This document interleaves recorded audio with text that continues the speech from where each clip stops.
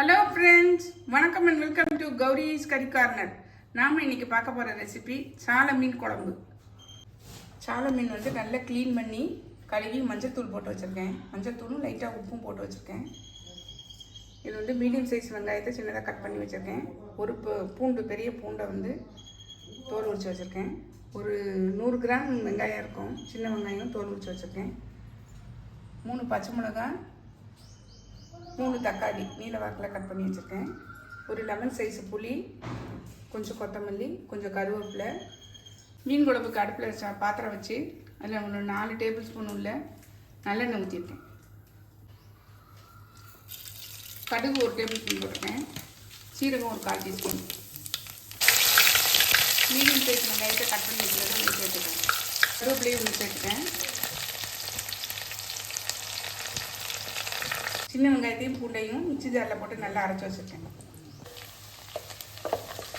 நல்லா இது ஃப்ரை ஆகிடுச்சு பாருங்கள். இப்போ நம்ம அரைச்ச விழுது இதில் சேர்த்துறோம்.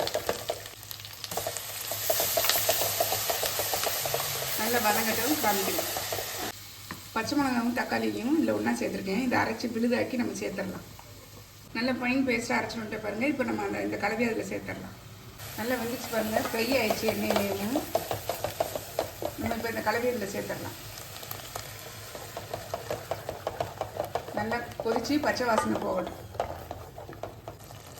நல்லா கொதித்து பச்சை வாசனை எல்லாம் போயிடுச்சு பாருங்கள். இப்போ நம்ம வந்து மீன் குழம்பு மசாலா பொடி கடையில் வாங்கினது தான், அதை சேர்த்துடலாம். ஒரு 4 டேபிள் ஸ்பூன் அளவு சேர்த்துருக்கேன். லெமன் சைஸ் அளவு புளி எடுத்து கரைச்சிருக்கேன், அதை நம்ம இதில் ஊற்றிக்கலாம். போதுமான அளவு தண்ணி ஊற்றி இந்த அளவு திக்னஸ்க்கு வச்சுருக்கேன். நல்லா கொதிக்கிட்டோம். கொதித்து எண்ணெய் பிரிஞ்சு வரட்டும். ஏன்னா நம்ம புளி வாசனை எல்லாம் போகணும் இல்லையா, இன்னும் நல்லா கொதிக்கட்டும். நல்லா கொதிச்சுட்டு பாருங்கள். இப்போ தேவையான அளவு உப்பு சேர்த்துடலாம். இதில் மசாலாவில் உப்பு இருந்ததுன்னா அதுக்கு பார்த்து சேர்த்துக்கோங்க. நல்லா குழம்பு கொதித்து எண்ணெய் பிரிஞ்சு வந்துருச்சு பாருங்கள். இப்போ நம்ம வந்து ஃபிஷ்ஷை சேர்த்துடலாம். இப்போ மீனை சேர்த்துடலாம். உள்ள